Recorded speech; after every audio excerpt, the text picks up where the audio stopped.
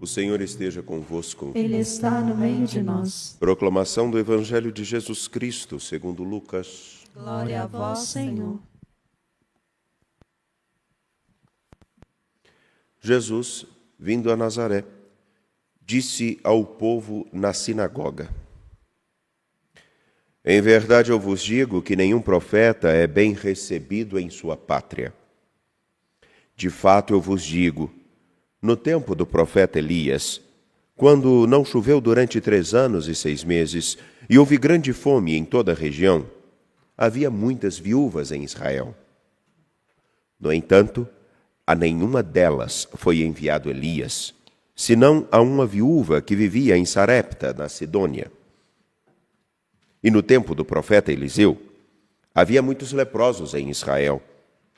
Contudo, nenhum deles foi curado, mas sim Naamã, o sírio. Quando ouviram estas palavras de Jesus, todos na sinagoga ficaram furiosos. Levantaram-se e o expulsaram da cidade. Levaram-no até o alto do monte, sobre o qual a cidade estava construída, com a intenção de lançá-lo no precipício. Jesus, porém, passando no meio deles, continuou o seu caminho. Palavra da salvação. Glória a vós, Senhor. Caríssimos, caríssimas, nesta segunda da terceira semana do tempo da Quaresma, encontramos-nos para celebrar a Eucaristia em tantos lugares, de tantas formas, com tantas circunstâncias que permeiam a vida de cada um. Mas, a partir do texto bíblico de Lucas e também da riqueza que nos é dada na leitura tirada do segundo livro dos Reis, gostaria de apresentar a seriedade daquilo que a liturgia nos apresenta e a realidade a qual nos convoca. Pensamos, de modo particular, que o Evangelho, ou mesmo as leituras, falem sempre de alguma coisa que está fora de nós, de pessoas que não somos nós. E, na verdade, é importante que, voltando-nos para o texto sagrado, olhemos para o modo com que nós estamos vivendo a nossa condição de filhos de Deus. Isso por que eu digo? Porque Jesus chega em Nazaré, no capítulo 4, faz a leitura tirada do livro de Isaías, começam a questionar de onde veio essa sabedoria toda desse rapaz. Ele não é um dos que nós conhecemos. E em específico no capítulo 4 de Lucas, muito especificamente, começam a se opor a Jesus. É por isso que Jesus apresenta a seguinte coisa. No tempo de Elias, ele foi enviado a uma viúva que não pertencia ao povo de Deus. Logo depois, no tempo de Eliseu, ele, o profeta, foi enviado a Naamã, o sírio, que também não fazia parte do povo de Deus. E aqueles que escutaram isso de Jesus entenderam exatamente o que ele estava dizendo. Ele dizia: vocês não querem acolher aquilo que eu trago. Então, como vocês não sabem valorizar o profeta na própria terra, eu irei a todos os outros povos. Porque vocês, de fato, não querem se converter. Vocês, de fato, não querem voltar ao Senhor. Vocês não querem ficar com meu Pai e nem comigo. Por isso tentam apedrejá-lo, porque ficam com raiva dele. Há um crescente da animosidade, insatisfação, para a animosidade e para a agressividade que tem como objetivo levá-lo para o alto do monte, para jogá-lo no precipício, para matá-lo. Jesus, porém, passa pelo meio deles e continua o seu caminho. Porque o caminho de Jesus não está atrelado em simplesmente insistir que as pessoas façam aquilo a qual foram chamadas de modo insistente. Ele nos chama, entretanto ele não nos força. Passar pelo meio deles significa que, apesar deles, ele continuou a cumprir a sua missão. Espero que tenha ficado claro. E o porquê eu estou dando este tom é para que nós analisemos o seguinte: nós, como igreja, somos um novo povo de Deus. Nós fomos chamados por Jesus Cristo a acolher a sua palavra e a dar passos com ele. Nós fomos chamados a continuar, apesar do mundo ser tal como está, fazermos o nosso papel. Nós recebemos a dignidade de filhos de Deus. Nós somos homens e mulheres que podem cantar, assim como a corça suspira pelas águas correntes, suspira igualmente minha alma por vós, ó meu Deus. Mas esse suspiro não está necessariamente vinculado a uma forma passiva, indiferente, ou mesmo na qual se coloca somente como um mero receptivo de graças e não tem nenhum compromisso com o horizonte de nosso Senhor. Nós fomos chamados a caminhar e a permanecer com Jesus e irmos aonde Ele próprio deveria ir. E por isso, gostaria de com vocês olhar para a primeira leitura com os traços daquilo que nos caracterizaria como homens e mulheres, nascidos da vida em Cristo e, desse modo, nascidos em Cristo, participantes da condição de filhos de Deus e, como filhos de Deus, sermos responsáveis por fazer com que o mundo que jazia numa grande rede de trevas encontrasse a verdadeira luz. Como diz Isaías. Percebamos que a primeira leitura tirada do segundo livro dos Reis apresenta a narrativa do encontro de Naamã com Eliseu. E as nuances do texto são simples e remetem à nossa caminhada batismal, à nossa caminhada como filhos de Deus. Percebamos, Naamã é pagão. Naamã não conhece e não respeita o Senhor Deus de Israel. E ele então, guerreiro, forte, possuidor de bens, escuta de uma escrava que pertenceu ao povo de Deus a seguinte coisa: se o meu Senhor se apresentasse ao profeta que reside em Samaria, sem dúvida, esse profeta o livraria da lepra da qual ele padece. Essa moça era de Israel, portanto conhecedora do Deus que livra os cativos, dá vida aos mortos, alimenta os que estão com fome, conduz os encarcerados à liberdade, anuncia e faz com que a graça se torne presente na vida de todo aquele que para escutá-lo. Ela, ainda que esteja numa terra estrangeira, onde nem todos conheçam o Senhor seu Deus, não deixa de apresentar o Senhor seu Deus. Ela faz aquilo que todo e qualquer homem que conheceu a Jesus Cristo e entendeu o seu papel como filho e filha de Deus, deveria fazê-lo. No meio de um mundo, no meio da história, onde nem todos conhecem ao nosso Deus, apresentá-lo. Falar dele, demonstrar a riqueza desse Senhor na sua história e conseguir dizer: se este Senhor escutasse ao meu Senhor, se você escutasse ao meu Senhor, Uma postura de quem anuncia aquele que é a sua consolação. No tempo presente, nós queremos que nos anunciem a consolação, mas nós nela não acreditamos na grande maioria, porque aquele que só quer receber benefícios não sabe a quem é realmente o seu maior benfeitor. E não o demonstra, e nele não confia.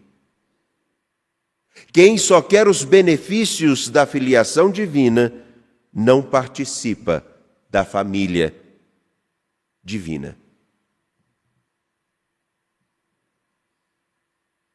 Ele então, ao receber essa notícia, vai se encontrar, ele, Naamã, escutando essa jovem israelita, que é o exemplo de todos aqueles que no meio do mundo anunciam a palavra da vida.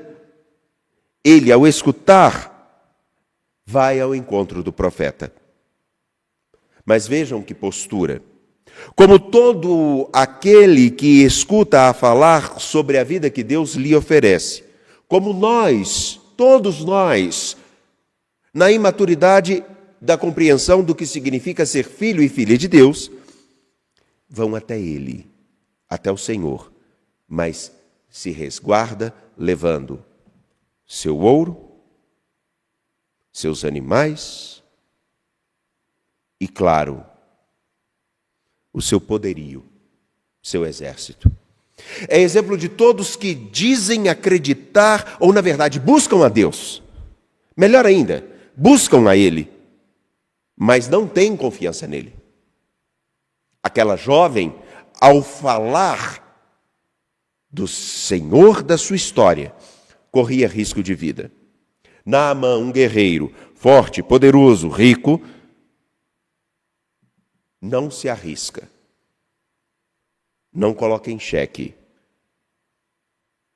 Ele vai, mas com o seu poderio e com a sua prepotência. E me permitam, me traz a lembrança de muitos que em determinadas circunstâncias querem batizar filhos, netos, sobrinhos, e acham que porque tiveram um conhecimento um pouco maior com um padre, tiveram uma proximidade maior na comunidade de fé, ou simplesmente porque são homens e mulheres que possuem posses numa cidade, que chegam nas nossas comunidades e querem que as coisas sejam como eles acreditam que deva ser por causa do seu poderio, do seu dinheiro, do seu status, da sua força. Não vão procurar ao Senhor. Vão procurar um recurso que possa, se preciso for, inclusive ser pago.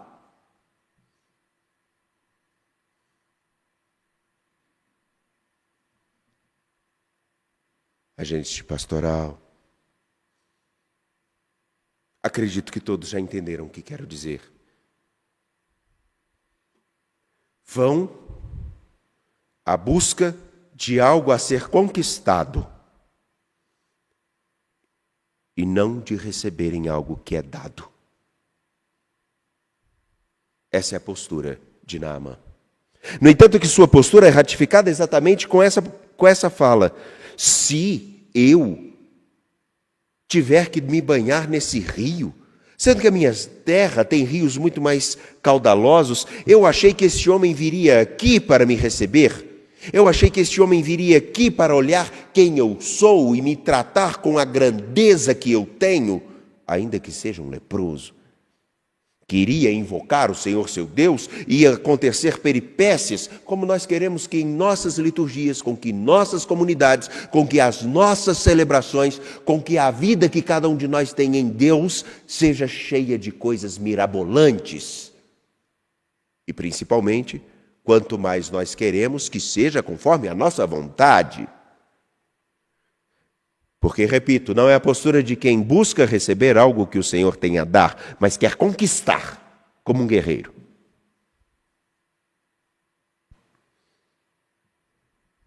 Ele então vai até lá, numa postura tão rígida e difícil,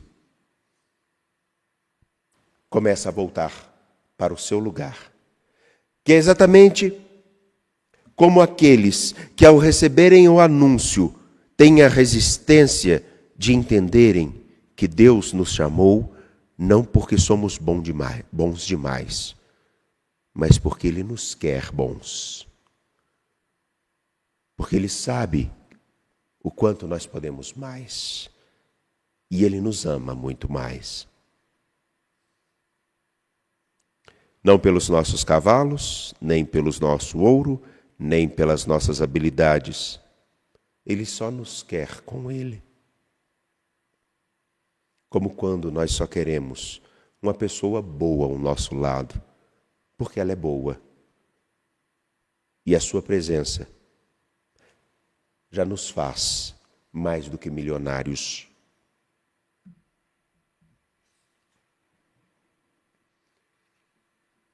E o que faz com que Naamã caia em si? Um servo, um escravo, faz uma pergunta bem simples. O Senhor veio disposto a fazer coisas tão mais difíceis? O Senhor veio com armamento, com ouro, com tanta força? Se fosse preciso o Senhor fazer algo mais perigoso, se fosse para o Senhor fazer algo extremamente difícil, o Senhor estava disposto. Agora Ele só pediu que o Senhor se lavasse nas águas.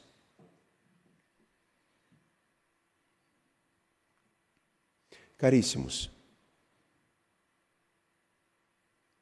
vejam que coisa. Esse servo apresenta algo que nesses últimos anos, e graças a Deus o Papa Francisco, que recebe alta, tem nos dito. Nós nos esquecemos que o mais importante e o que Deus pediu a nós foi o nosso coração e que nós participássemos da sua vida a cada minuto. Para tal, nos apresentou a sua palavra através de alguém, como aquela menina ou aquela escrava que chega a Naamã, que ele não se importou ou não se importa com todas essas habilidades que nós valorizamos tanto. Nos chamou a estar com Ele e em seu Filho Jesus Cristo a permanecer com Ele, caminhar a todos os lugares, conhecendo o seu amor, a sua riqueza e fazendo esse amor ser também conhecido. Não nos pediu uma coisa difícil, nos pediu a vida, a nossa vida com Ele. Para tal, essa vida precisa ser transformada. E ela se transforma a partir do momento em que escutamos o que o Senhor nos diz, como Naamã precisa fazer essa experiência. Escutar. E escutar significa, na Sagrada Escritura, agir conforme aquilo que se escuta. Escutando e caminhando neste modo que o Senhor lhe apresenta. Banhar-se. E aqui a água, lavar-se, é a imagem simples do batismo que eu e você recebemos e nos fez filhos de Deus. Batizados, morrermos para o homem que acredita na sua força, acredita no seu poderio, que pensa que tudo deve ser do seu modo, que os outros, a igreja, estão à disposição para servir às suas vontades. Morrer este homem para surgir aquele que é a minha vontade, é conseguir deixar com que a vontade de Deus se concretize em mim e entre nós.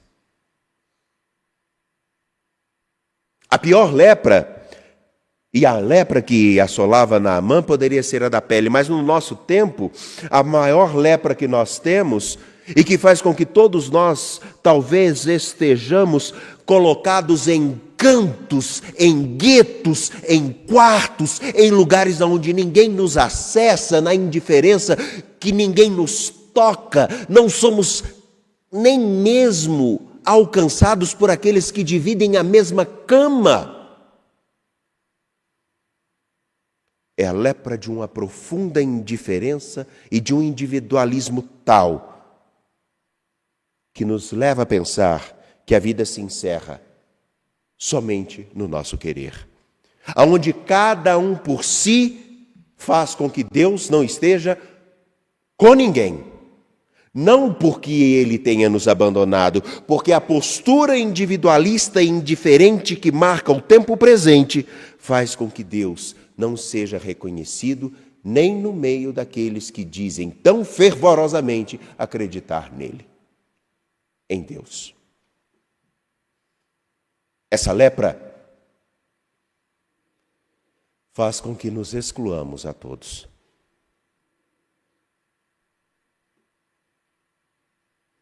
Naamã vai e lava-se e volta curado da lepra. Mas vejam que coisa. Na dinâmica daquilo que é o batismo de quem realmente identificou o que é ser de Deus e pertencer a Deus, Naamã volta ao profeta, diz: agora estou convencido de que não há outro Deus em toda a terra, senão o que há em Israel. E Naamã leva não mais o ouro, não mais o seu exército, não mais seus cavalos, mas ele só leva um pouco de terra para, no lugar estranho, aonde o Senhor não era conhecido, ele também pudesse adorar aquele Senhor sobre aquele pouco de terra, que era sinal de dizer o seguinte: eu posso estar em qualquer lugar do mundo, mas aonde eu estiver, o meu alicerce está naquele que me fez ter a pele limpa, uma vida nova e um horizonte novo. Esse é o horizonte para cada um de nós. A alegoria que quero aqui trazer é essa. Naamã é um modelo, um tipo de todo homem, de toda mulher que, batizado, precisa reconhecer só uma coisa: uma vez encontrado com o meu Senhor, eu devo caminhar com Ele, e aonde quer que eu esteja, que eu faça a vontade dEle, e que nenhuma das minhas aptidões, forças, são maiores do que aquilo que Ele me deu, ser filho de Deus. Mas o que acontece em nossas comunidades? Alguns se acham no direito de, inclusive, exigir. E aí é uma vergonha, porque alguns de nós, padres, diáconos, ministros ordenados, fazemos exatamente um agir que corrobora com isso, aonde os meus queridos recebem os benefícios e os meus detestados os malefícios. E o povo gosta disso.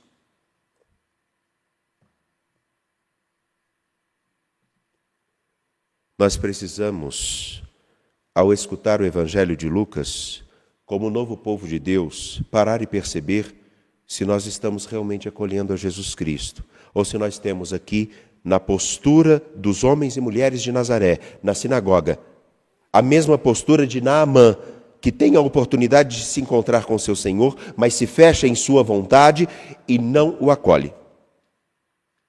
A mesma postura daqueles que estão na sinagoga e não identificam a Jesus e querem matá-lo. Precisamos ver se nós estamos caminhando com Jesus ou se Ele está tendo que passar por entre nós e continuar o seu caminho.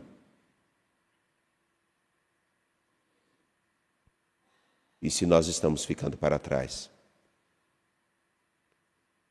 Porque eu repito, Jesus nos chamou no Evangelho de Lucas a caminharmos com Ele, do jeito dele, e apresentando a Ele para todas as pessoas. Você faz isso? Ou você ainda está como aquele povo da sinagoga em Nazaré? Ou como Naamã, antes de receber uma palavra tão simples de um servo: se fosse para você fazer coisas mais difíceis, você faria. Você só tem que se banhar e deixar com que a palavra dele entre na sua história. Isso que é tão simples, você não faz. Agora, mais difíceis, você faz. Existe gente que é capaz de doar fazendas. Existem pessoas que são capazes de fazer tantas coisas mirabolantes, e não desprezando os atos de devoção. Há pessoas que são capazes de subir de alto a baixo na Serra da Piedade de joelhos, mas não são capazes de nem mesmo procurar se reconciliar com as pessoas com as quais ela fez mal. Isso não é conversão.